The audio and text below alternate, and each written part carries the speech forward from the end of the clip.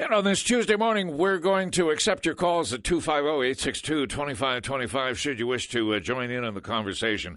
Nancy Ling from FH&P is here, and we're going to talk about care facilities in the province of BC.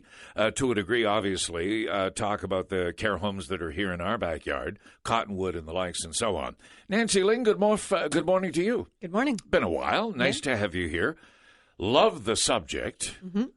Certainly the picture of Wolfram Gottschalk and his wife, Anita, he at the age of 83, she at the age of 81, separated because there was no room for both of them at the same care home in Surrey. What I find interesting is if you put into Google couple married 62 years, separate care homes, the site that I'm looking at right now is BBC World News. This thing went viral. Mm-hmm. Somehow the picture of these two sitting and looking at each other with tears running down their faces, with great emotional pain. Right. Well, being separated for the first time in a very long time. Absolutely. Involuntarily was very traumatic. And I guess really what it really does is sort of box the conversation that we can have this morning conveniently and puts it in a very it gives it shape really quickly, really easily. Right. And that's why I thought it was a good time to maybe put some information out there and talk about why this happened and what's happening now in the province to try to come up with a solution. This isn't the first time that these stories have been out there, because No. I can remember interviewing the children of a couple who had been separated. They were from the Grand Forks area, I believe. Mm-hmm. And again, one somehow has moved to one home in Penticton, and one has moved to another home in Oliver or whatever. And with great apologies, and the human resources people feel terrible about it, but that's just how it is. Too bad, so sad. Yeah, it's a constant struggle. I mean, part of the struggle is resource-based, right? And so we're always having to deal with that as a province, as a country, with where we're going to allocate our resources and whether it's enough to run the system appropriately. And so here, part of the problem with this couple that was separated was they needed different levels of care. The husband had dementia and lymphoma, and so he needed complex care, residential care. His wife did not, so she was merely in assisted living, and they didn't have the same kind of care in the same facility, right, or any available beds in the same facility. The biggest challenge there is income. If they had money, if they had resources, they could have bought themselves a suite in a care home complex where they would be living together, and it didn't matter that his level of care and her level of care were at different levels because the staff would be paid to provide. Not necessarily. It's, we have subsidies, right? We have subsidized housing available here. The problem is that throughout the province, there's many different kinds and different availabilities of these care facilities, and the campuses of these care facilities don't necessarily cater to both kinds of needs. So in Vancouver, you might have a great variety of these care facilities, and each one of them might have both kinds of beds available. In more rural communities, Grand Forks and Greenwood, maybe not so much. There may be fewer, right? Yeah. And BC operates on a first bed available sort of system. So if someone had been in assisted living and had a fall, and all of a sudden their care becomes more complex and they need to be moved from an assisted living bed, which is you're able to live independently, they will provide some hospitality services like meals, things like that. But all of a sudden you need more complex care, you need a physician on duty, things like that. They need to move you to a residential care bed. They need to find you the first available bed, which may mean moving you further away from your family, further from your spouse, separating you from your spouse, etc. So that's part of the problem. Assisted living is meant for people that can live on their own, and right now it's all covered under the Community Care and Assisted Living Act, and you're only allowed to stay in an assisted living facility if you use no more than 2 of the prescribed services, which include things like meals, medication management, behavioral management, therapeutic diets, financial management, rehabilitation therapy. You're only allowed 2 from the checklist. You're only allowed 2. And once you require help with more than 2 of those, you're no longer eligible to live in assisted living, and you need to be elevated or bumped up to the next level of care, complex care, or residential care. And that combined with maybe there's no beds available, maybe there's no beds available in the community you want or in the facility that you want or with the people that you want, creates a lot of stress. And then you may end up waiting 30 days for a bed in the place you need, so you're stuck in the hospital or in a transition house. Or you end up waiting a whole lot longer than that. Right. Yes. 30 days it would be in the minds of a lot of people. 30 days would be a miracle. Again, it depends on the community you're in. Right. So these are the challenges that are being faced by these seniors that have to pick a place to live. It's what they want versus what's available versus what they're eligible for. And then there is also that income question as well. There's subsidized housing available that's based on the income. And that also gets confused quite a lot. People think it's what they own, so they rush off to sell their condo or whatever. But it's income-based, right? Not asset. Actually, I've experienced part of what Nancy is talking about. My mother is in care, was in care at the Nanaimo Seniors Village for a very long time. We've just been successful in moving her to Cumberland House, which is outside Campbell River. She's been moved from a 300-plus people in care, clients in care, to 60. Nancy Ling, I'll tell you, it is like the sun. It's like the clouds of doom have parted, and the sun is finally shining on the shoulders of my 91-year-old mother. Mm-hmm. This place is somewhere quite godlike. It is. You know, if our mother in her dementia has to spend the last days of her life in care, then Cumberland House is a treat. And we lucked out. It took the better part of 120 days to wait for a bed to open. Right. But we were lucky enough, and suddenly we were told she's being moved tomorrow. Come in and clean out her room, kind of thing. Yeah, that's tricky too. In BC now, for a couple of years, we now have the BC Seniors Advocate, who's been appointed as an independent source to sort of review all of the problems that seniors are facing, all of the different living facilities for seniors, transportation, subsidies, etc., and try and inform the public and try to advise the lawmakers. And so she's been working for a while now and has also just put out a, what did she call it? A residential care quick facts directory. So that office has gone over all of these facilities and have put together sort of a rating of them. So you can look it up in the directory and see how many people are there, how many care hours per resident, how many aggressive incidents they've had between residents, how many reports they've had. You can see all this information about these different facilities, so you can sort of do your research. But again, you're still faced with the problem with whether there's any available beds in the facility that you do want, and that's a resource problem. And it also depends on whether you're a subsidized bed, which my mother is, that 80% of her costs she pays. But the balance of it is assumed by the province of BC. And that has a huge number to play, because if you are a subsidized bed, you don't have nearly the say in your life than individuals who are paying the entire bill themselves. Right. It makes a difference. And you know what? I have no argument with it. The reality is that we're lucky enough that at this stage in her life, she's getting care. Let me ask you this: as you've been dealing in this area, and as you research things or you source things, depending upon client calls and demands and so on and so forth, how are we doing? Now? Yes, this couple together for 62 years, and he's 81 and she's 83 or whatever the number, and it's tragic and it's heart-wrenching. But that case is and while I say it's not unique, how are we doing in handling the days of the last 20% of our life, I guess, if you will? Right. I mean, it's a huge system to look at, and unfortunately it's very fragmented. But there are a lot of amazing people out there that are helping seniors, all of the community care workers and medical workers and social workers, the people that run these facilities. If you have these client meetings, the people that will come up with individualized care plans for seniors, all of these resources are out there, and some of them are working amazingly well, as you've said. The problem is that every now and again you get these stories where it hasn't worked well. Someone's fallen through the cracks, or they've had too much trouble, or it's too complicated to access what they need.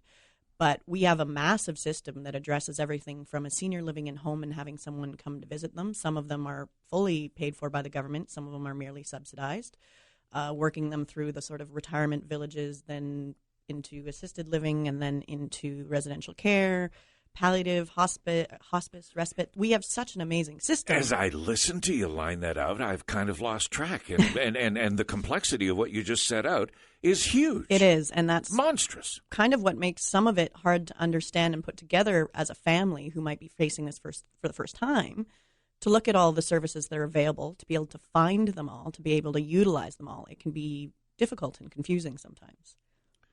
And feeling so out of it and abandoned and wanting to have the best done for our mom or our dad, who now have reached a stage where it's impossible for us as a family to look after them. So we now return to that resource, that care complex, that care community. Mm-hmm.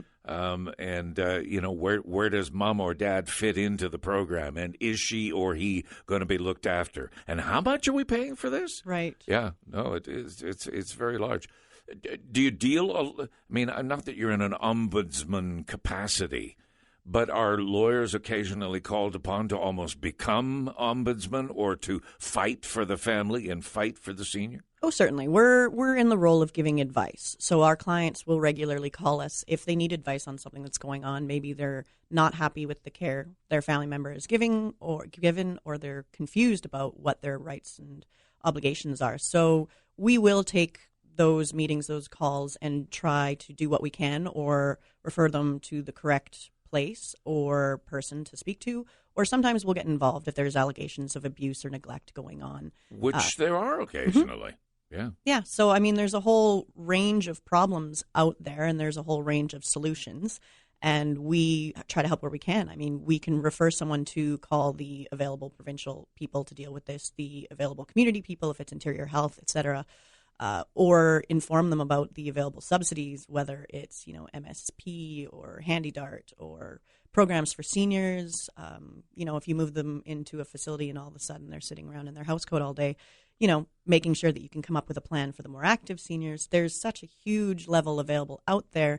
It's just us as a community and as a province making sure that we make the most of the resources that we have. And if you, as the child or the person that ultimately is becoming responsible, if you're not prepared to play an active role, if you're going to just sit back and wait for the system to act and react, your senior or the individual that you're concerned about in care is not going to have the easiest ride. You have to roll up your sleeves. You have to ask questions. You have to be involved. Yeah, every scenario is unique.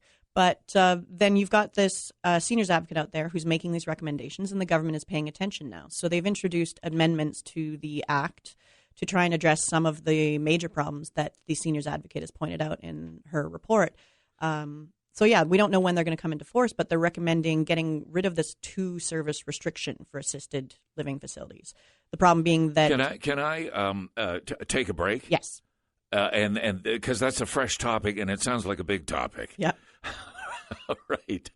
We're going to take a quick break. Nancy Ling from FH&P is in our studios, and we're having an in-depth conversation about seniors care, homes. Where is your senior? How do you determine whether the care being delivered is to the degree that meets the individual? What to look for? Are you concerned about abuse of your senior? And that is just scratching the surface of a very large and very complex issue. Love to hear from you if you've got questions at 250-862-2525. Back in a moment. FH&P on Tuesdays enters into our studios, and we meet with various members of the Faculty of Law as I look to them, the roster of legal professionals that deal with every aspect of your life and my life, and so selected times members of the team arrive in our studios. Today it's Nancy Ling, and we're talking very much about seniors care, the look, the reality of the life of the individual, your mother, your father, as they enter into care, and how do you ensure that the care that they're getting is delivered to the degree that I don't know. I guess we have expectations. Are they unrealistic or are they realistic or whatever? And whether you're happy with the level of care that your senior is getting. If you would like to place a call, if you got questions, if you have observations, more to the point, if you have a senior where you're not comfortable with how they're living their lives now, whether they're in care in the way that you accept or not, we'd love to hear from you at 250-862-2525. Nancy Ling, Isabel McKenzie is the seniors advocate of the province of BC. I think she is one of those incredibly gifted individuals. She does a phenomenal job in a very difficult portfolio. I remember when she came to Kelowna, she was over at the Legion Hall over just off of Richter. And it was a packed house. Mm-hmm. It was huge, the number of people who were there. And she is so articulate and so cares so much about the issues of seniors in BC. Right. Well, that is her. Now she's finally being, appointed, and this is her job, right? Right. So one of the things that she's done is traveled all around the province, done site visits, spoken with seniors, their family members, service providers, medical professionals, and sent out surveys all over the province to get the information back and putting together reports and recommendations for the government. And we do have a lot of things that can be fixed, but in response to one of the reports, the government has now introduced amendments to the Act, and at least two of the problems that were raised are being addressed. So we did talk earlier about with assisted living, people are being bumped up to the more complex kind of care, residential right. care, if they need more than two of these prescribed services. And so that was potentially bumping some people into complex care sooner than necessary. And or their families might have liked. Right. And then putting more strain on the available beds for complex care when there may have been other people who needed them more. So the amendments are taking off that restriction instead of restricting it based on the amount of services required. And these services can be things like meals and, it's not, some of them aren't very complex. So having more than two of these assistances aren't really a huge strain on the facility if it's done properly. But instead of limiting it to two, they've actually limited the kind of people that qualify for assisted living. So if they're not able to safely care for themselves, they can't make decisions, they can't recognize an emergency, those sorts of people then can't live in assisted living unless they live with a spouse who does and can care for them. So then the spouse, the other part of the relationship, in part becomes responsible for delivering care. For recognizing. Yeah, okay. To the phones, Gilbert, good morning. Yes, we live in a condo, and we still own the house that we lived in. Good for you. And at the time, we are now in the process of selling it. Now, if I give most of my money to my children, can the government take in the future? Can the government make them responsible or not? Responsible for your care? Care, yeah. Well, I guess there's a lot of questions that raises. Why are you giving all of the money to your children? Well, because I want to. Okay. So, I mean, we want to make sure that you've got a plan set up to make sure that you are safe and secure and that you will have enough resources to maintain your own care, right? Mm-hmm. I mean, the government has a responsibility to provide subsidies and care for people that can't afford it, but you should have a view to making sure that you don't give away assets that you might still require. Mm-hmm. Gilbert, if you're permitting, and I just want to add to this conversation only because I've lived through part of this. With regards to my mom, we sold her condo. We put the money into various investment securities and so on to generate income, and then the government takes the lion's share. They take 80% of that income. And put her into a subsidized bed. Doesn't matter what that final number is. They take 80% of her generated income, and she's in a subsidized bed. The remaining 20% is left for her to be able to buy incidentals, get her hair done, or do whatever, or buy makeup and so on and so forth. So that would be kind of where you would be. Once you die, then those resources that are sustaining you would be distributed to your children. But I am interested in if I want to distribute it to my children now. Then you'll be penniless? Well, no, we have fairly good income. Otherwise, and if I like, and we were frugal people. Right. So I think again, you wanna get some advice and look at a plan. If you do want to give a gift to your children, that's fine, but you want to make sure that you look at the whole picture, look at what you're going to want going forward, looking at the capital that you're going to keep versus the income, which, as we pointed out, 80% of that could be going towards subsidized housing. But you do want to keep a capital available in case of emergencies or in case you need to spend money on some unforeseen event. Well, the government will subsidize a certain amount of or is it just on your income? If it's subsidized housing, they base the rent essentially on your income, yes. On your income. So you can still have capital assets. You can still have a bank account or a house or something. The government is going to look at the income on that. Yeah, we live in a condo, and we have that paid. We'll have that paid for when we sell the house, and I'll have money left over, and that's what I wanted. I wanted to do it now instead of having to wish that I passed away. You can certainly do that now. I would just suggest you sit down with some advisors and look at what you want to do. Yeah, well, we are. I know Herberger very well. Go. If you know Jim Herberger, you just brought a smile to Nancy Ling's face. He is legendary. He has control. We have our will made up with him. All right. Yeah. So make sure you talk to Jim. I appreciate that made the phone call, though, because your questions and your conversation helps other people define in their minds where they might be. And so calls like this are always important. I want to thank you very much. Nancy, that is certainly the case. That if you have resources that are generated income, 80%. If you have too much money, you can't be in a subsidized bed. If you've got too much money, then you are told you're going to need to look after yourself to a greater degree. Right. Well, I mean, there are people out there, unfortunately, seniors in poverty. So yes, the system exactly. is meant to help the people most in need, not to get things as cheap as possible for those who don't necessarily need it.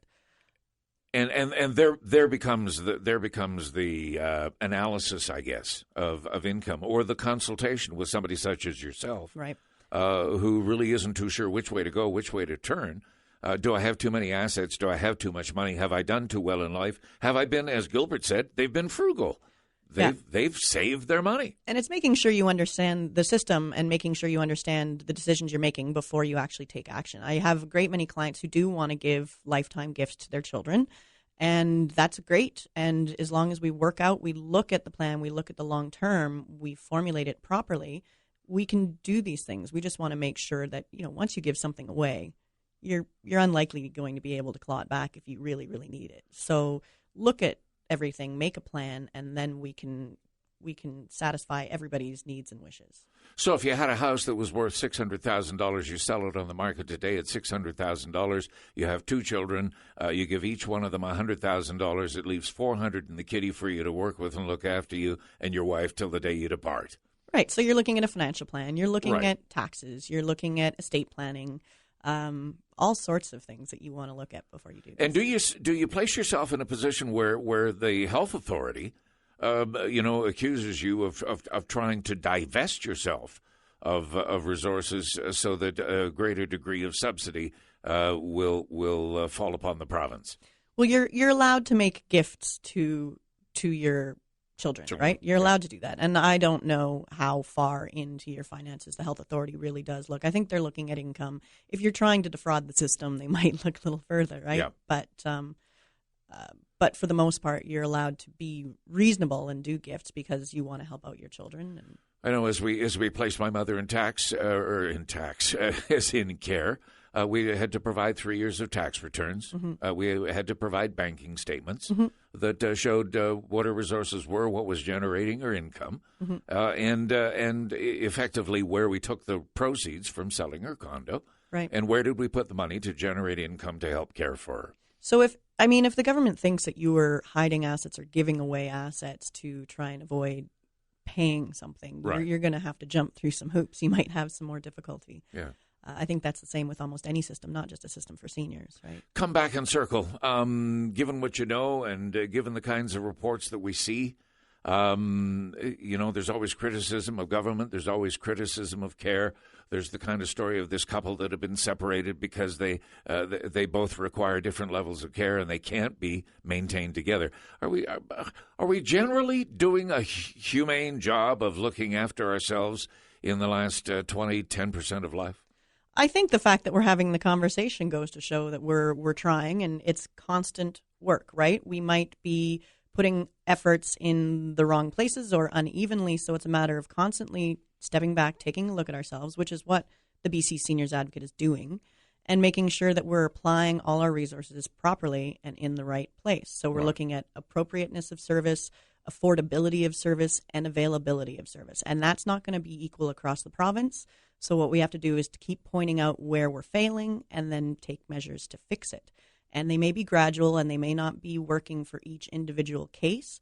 So we do what we can to make sure that it works for the system as a whole, and so we can fix the failures when we see them. And the other side of that, of course, is the rapidly aging demographic societally, as the boomers have now moved to the tail end of the snake and are suddenly placing huge demands on the resources that are there because the baby boomers are now the seniors boomers. Yep. And it's a constant conversation. I think you'll see it every budget where the entire community, the entire province and the country gets involved on where should we be spending our money. Yep. Should we be spending it on education, student loans, young families, seniors, healthcare, military, all these questions. So this comes up every year and we have to look at it every year. Are we spending enough? Are we putting the resources in the right place? Is our approach working? It's a constant review and action, right?